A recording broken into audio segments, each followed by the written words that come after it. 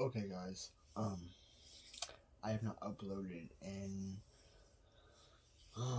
probably going on 2 weeks now. Um, Honestly, I'm sorry for that. I just want to get to discuss. Now that I have some free time, I don't even know what time it is, but now that I have some free time here, um, I wanted to discuss Russell Wilson. Actually, yes, we can discuss that first, and then we'll get to the other stuff I want to discuss and get your guys' opinion on. Um, First things first, Russell Wilson getting traded. Um, Probably isn't going to happen. Seattle and the Seattle Seahawks and Pete Carroll don't have any interest in trading Russell Wilson, their star wideout quarterback, who has had a lot of success under Pete Carroll and Seattle Seahawks. Granted, Russell Wilson is tired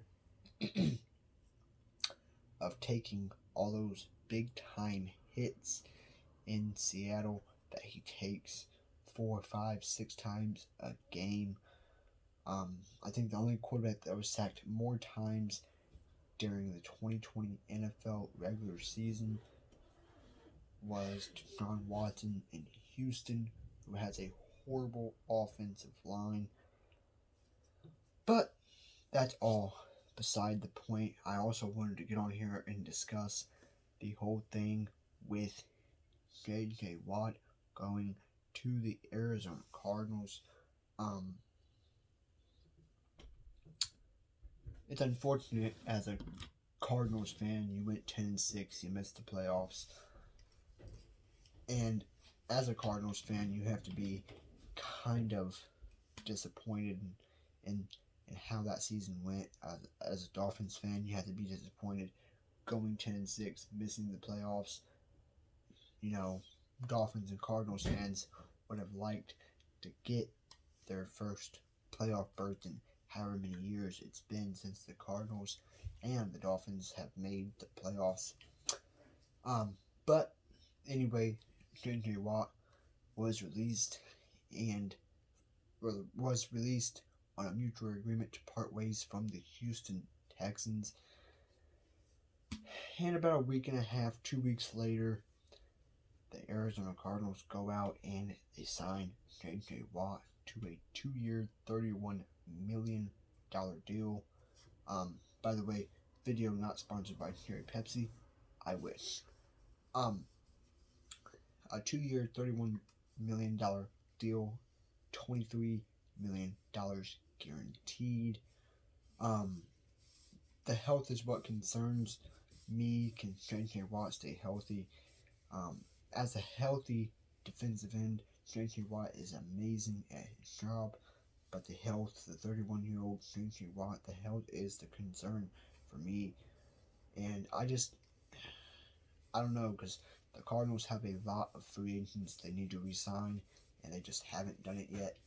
And it's very unfortunate, but I don't think in the end, with the signing of JJ Watt and him making, $23 million guaranteed every year for the next 2 seasons, so this season and next, I think that's going to be a big cap hit for the Cardinals.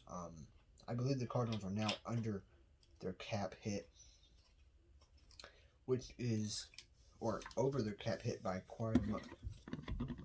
by a lot.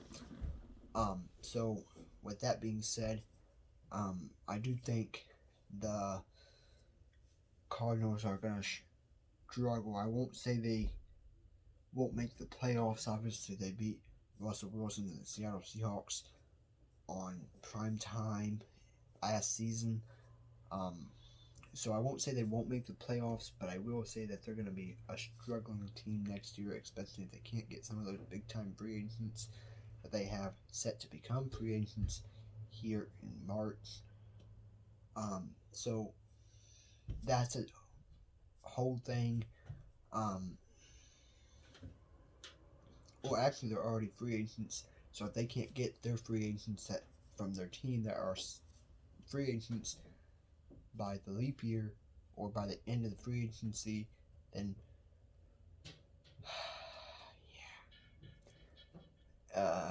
I say 8-8, 9-7, the record for the Cardinals. And then another thing I wanted to talk about is the YouTubers who use clickbait. Not a good idea. No, granted, some of my videos, no, not even that. My videos are not clickbait. They're not. I come up with a name to name them. Will Russell Wilson be traded? Question mark. Will the Colts get T.Y. Hilton back? We don't know. Don't use clickbait. If you're using clickbait, you tend to lose subscribers from that, such as Kid Behind the Camera. He uploaded a video today called "We're Buying Grandpa's Trailer." And it's not true. They don't buy the trailer. They don't buy the trailer. They're talking about buying it. They're talking about searching for it. They're talking about how they wish they had it. Okay, you didn't buy it. So if you're gonna name a video something like "We're buying Grandpa's trailer," or "We're buying this," or "We're buying that," you gotta buy it. Don't sit there and talk about it. Don't sit there and clickbait people. It's not worth it. And at the end of it all, you tend to lose views, and you lose subscribers here in the YouTube world, especially today. But I guess since they've been doing it for so many years, all their subscribers and whoever else is used to it. It's become a normal thing for Kid Behind the Camera and his following, or his subscribers. It's become a usual thing. It's become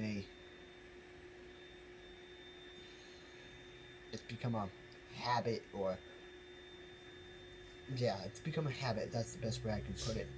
And then also I wanted to talk about T.Y. Hilton and him being a free agent, or set to become a free agent.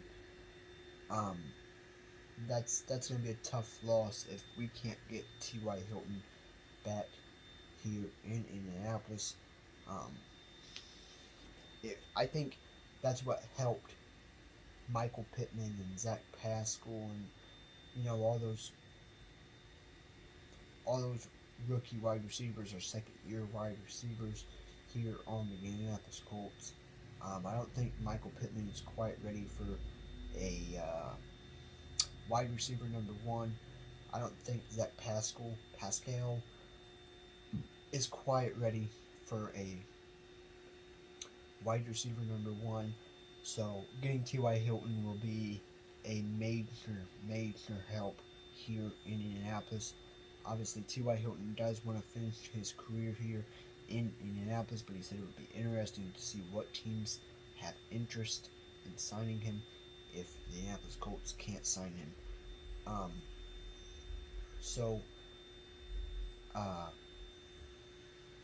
T.Y. Hilton is set to become a free agent, with the trade with the Eagles for Carson Wentz, which don't become official until March 17th, which is the beginning of the new leap year.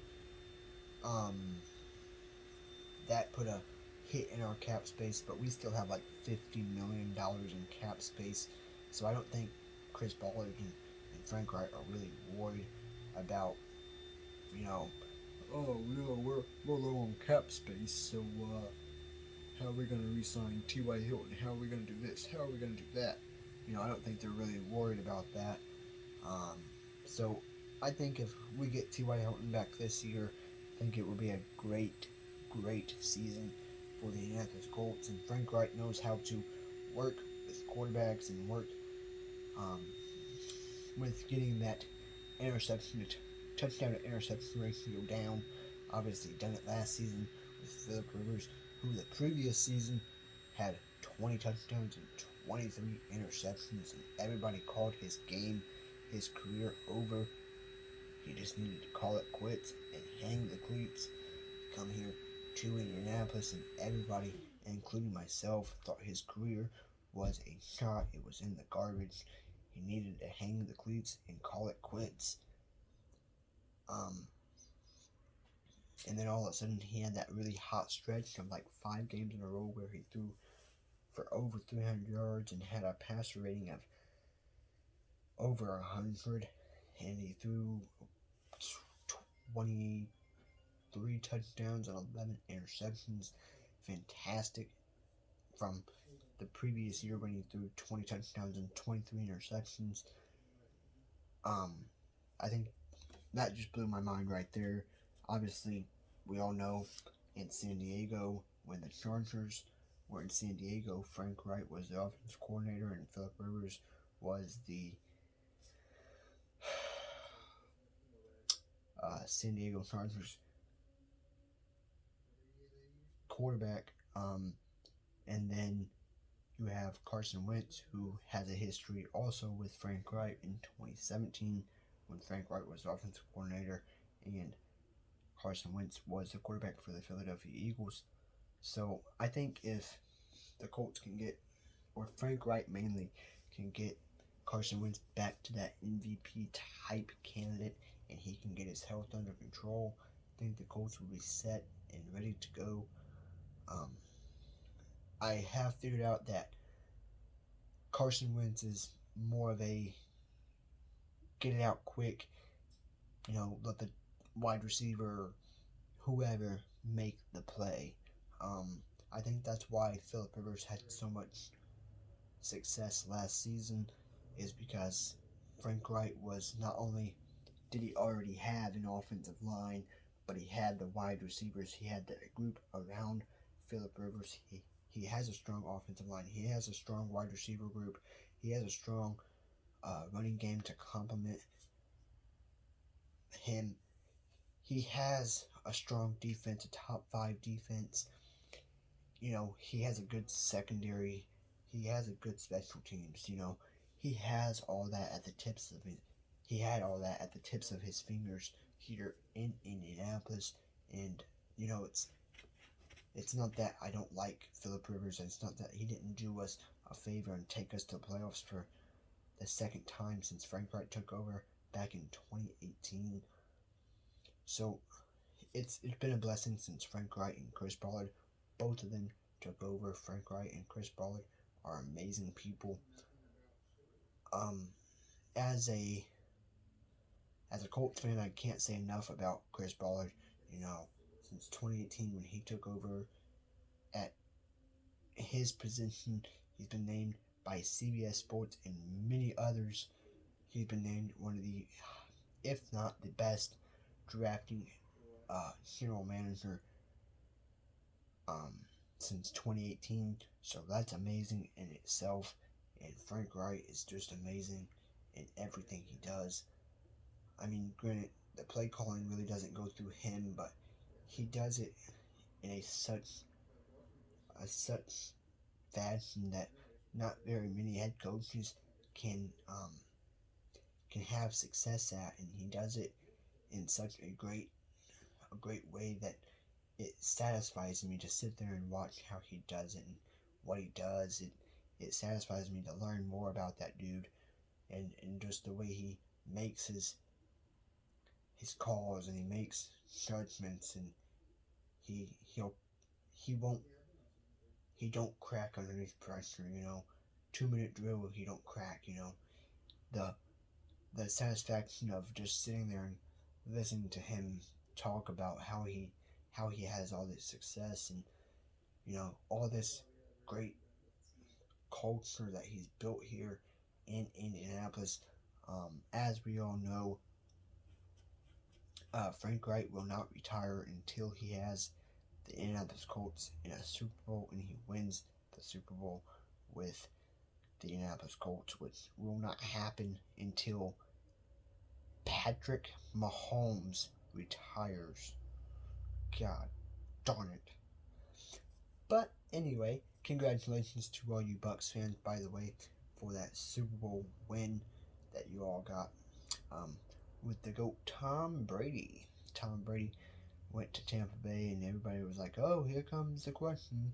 Here comes the answers to our questions. Can Tom Brady succeed without Bill Belichick, or will Bill Belichick succeed without Tom Brady?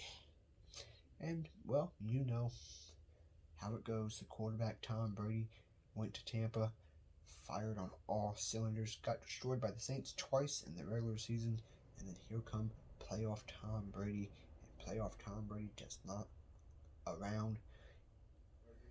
And, well, Tom Brady done Tom Brady-like things, and he went to Washington and played a hell of a game against the Washington football team, or the Redskins. And then he went to New Orleans in the Superdome, one of the loudest venues in the NFL, and, well, he put it like it was, and he done what Tom Brady does best in the playoffs, and he wins, and he never gives up. Then he went to Green Bay, one of the coldest cities in NFL history probably, and no snow, no nothing on the ground. And he threw 3 interceptions. This is the part where it's just disappointing as a Packers fan, but it's true. He threw 3 interceptions here in the second half, and on every interception, all of us, including myself, we were sitting there thinking, yeah, Tom Brady done fucked up. Tom Brady fucked up big time. He just gave Aaron Rodgers and the Green Bay Packers and Devontae Adams the ball with over 5 minutes left in the third. They're only down by 6. You fucked up, Tom Brady. And you fucked up big. Well, he didn't fuck up, guys. He didn't. He didn't fuck up. He still managed to beat Aaron Rodgers and the Green Bay Packers. And I think the final was 30-26 or something like that. And I can't remember what down it was. I can't remember, I think it was 4th down and goal at the Packers' 5-yard line. And instead of going for it and getting that touchdown and going for the 2-point conversion and possibly even winning the game, they kicked the field goal. I think that was a mistake on Matt LaFleur, but that's just not something you do. You don't with 1 minute and 41 seconds left on the clock. You don't take a field goal. You don't take a field goal. 23-30. You have 1 minute and 41 seconds. It's 4th down and goal at your own 5-yard line. You just, at the Bucs 5-yard line, you just don't do that. It's not a smart idea. I don't know why, but I think that was a mistake on Matt LaFleur and the offensive coordinator for taking that field goal.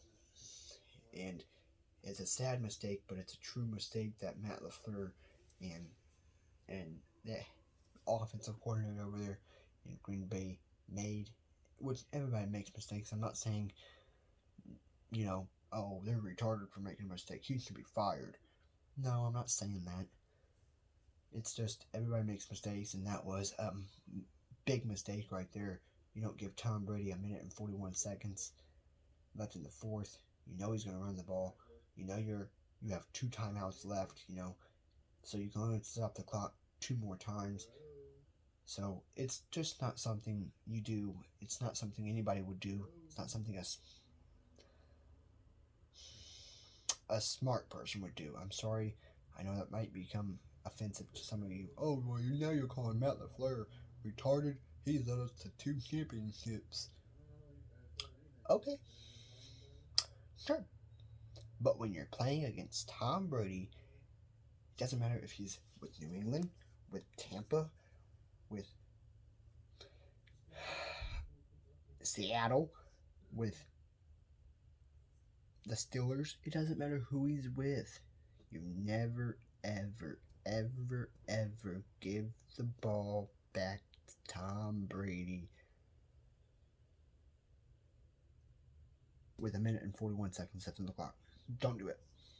I don't care who you are. I don't care if you are a brand new A1 rookie head coach who has your team on the line. Oh my God, here we go. This is our year. Let's do it. You don't do it.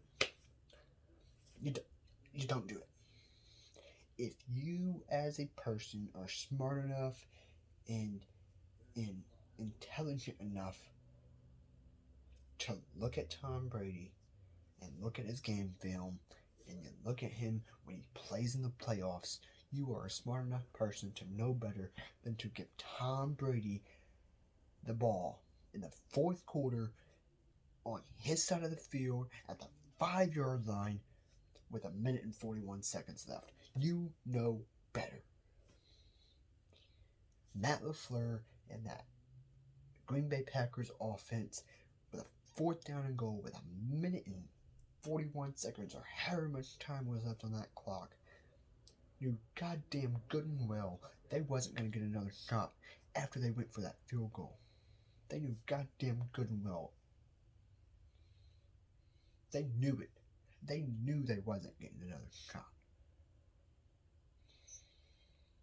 The moment Tom Brady stepped on that motherfucking field, they knew.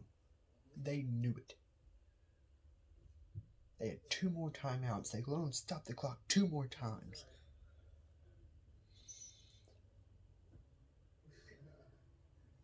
Why? Why go out here and waste your motherfucking time driving all the way downfield trying to drain the clock and only go for a fucking field goal? You don't do it. Tom Brady was on the other motherfucking sideline. You watched his game film all week long. All week you watched it. You studied it. As a quarterback, as a defensive coordinator, as a head coach, as an offensive coordinator, it doesn't matter who you are. You studied, especially on the defensive side of the ball. You studied Tom Brady from toe to head. You knew what he could do in the fourth quarter with more than a minute to go. It don't make sense of why the Green Bay Packers went for the field goal instead of going for the touchdown, going for that win, going for that Super Bowl. It don't make sense. Everybody was hyping up the Packers. Everybody I talked to. Everybody. I was hyping up the Packers. And I'm a Colts fan. We beat them in week 11.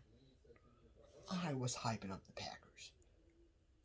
So I know as a Packers fan, it's disappointing. You don't want to talk about it. You hate seeing Aaron Rodgers not being able to push that team. Matt LaFleur not going for it on 4th and goal at the Bucs 5-yard line and kicking the field goal. You hated it. But Matt LaFleur and the offensive coordinator, it all comes back to them. It's all their choice. It's all of it. It's all their choice. Whether they go for it, take the field goal, You got two options. Go for it, down by 4, or take the field goal. Oh no, it was 23, 30, 23, 24, 25, 26, 27, 28, 29. So he was down by 7. 23, 30, down by 7, and you took the field goal. Makes no fucking sense. You have a minute and 41 seconds. A minute and 41 seconds. You're down at the Bucks 5-yard line. It's 4th down and goal. And you kick the field goal. As a Colts fan, I was highly disappointed. Aaron Rodgers was having an MVP type like candidate season. And then you got Aaron Jones in the backfield, Devontae Adams, and also you had Valdez Kelly, and you kicked a field goal on 4th down and goal from the Bucks 5-yard line with more than a minute to go. I am sorry, Packers fans, but you guys, I have talked to Bears fans, I have talked to Packers fans who I went to school with, and all of them, well, it's Bears fans, they're no exception, but I have talked to Packers fans personally who have said Aaron Rodgers and Matt LaFleur, all they're good for is choking away championships. That's all they're good for. And that is a sad thing when you have a Packers fan, a diehard Packers fan, come up to you and say, well, you ain't alone there, brother. All my team's good for is choking away championships. You had 3 interceptions in the second half and didn't score a field goal nor a touchdown on any of them. That's disappointing. Y'all have a good night. This video is like 27 minutes long, so y'all have a good night, and I will talk to y'all later.